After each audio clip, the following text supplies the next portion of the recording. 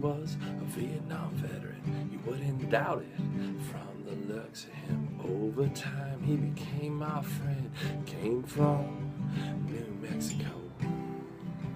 And David was a teacher's aide, that's what he did to get paid.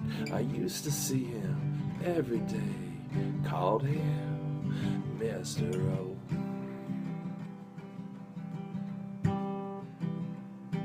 Well, he rolled up his sleeves to show off his biceps. He had brown skin and gray hair. In a lily white land, he was a Mexican American. His gaze was intimidating. I used to see him around campus. He looked pretty serious and kinda grim, like maybe he wanted to kick my ass. I just looked the other way and avoided him. One day he got assigned a kid in my U.S. history third period. Kid was pretty messed up with behavior problems, thinking crazy thoughts and talking about them. But Mr. O was the man for the job. That kid rarely thought about acting up, and if he did, Mr. O was right there by his side. Let him know that kind of shit wasn't gonna fly. But most of the time he just sat there at my desk, reading a book like there was gonna be a test. Usually I forgot that he was even there. I was busy with the jungle up in Sinclair.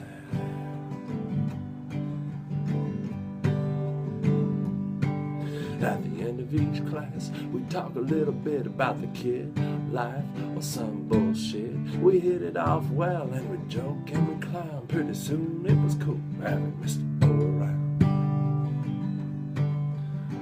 David was a Vietnam veteran, you wouldn't doubt it. From the looks of him, over time he became my friend. He came from New Mexico.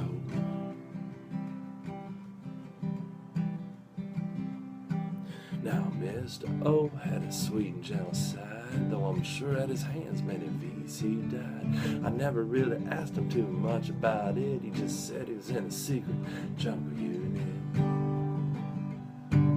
When we got to the chapter on the Vietnam War, he said, I'll talk to the kids about it. I said, are you sure? Next day he stood up in front of the room, said, I've never really talked about any of this before.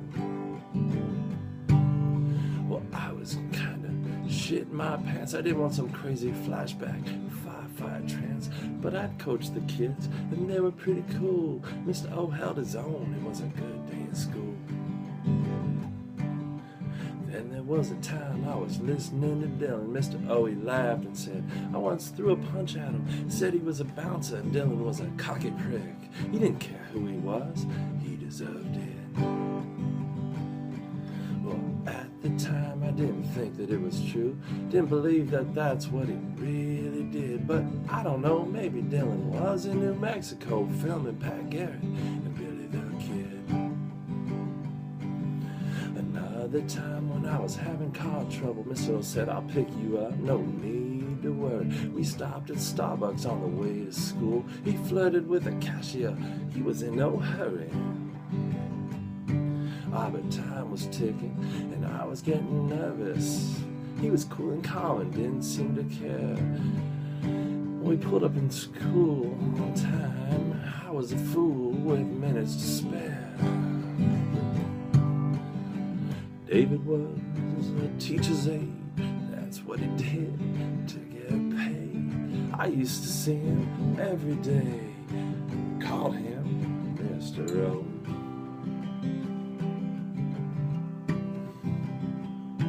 Well, we used to talk about hanging in the summer, but we never did, which is a mighty bum. Cause one day when I got to school and went inside, I opened up an email with the news that he died.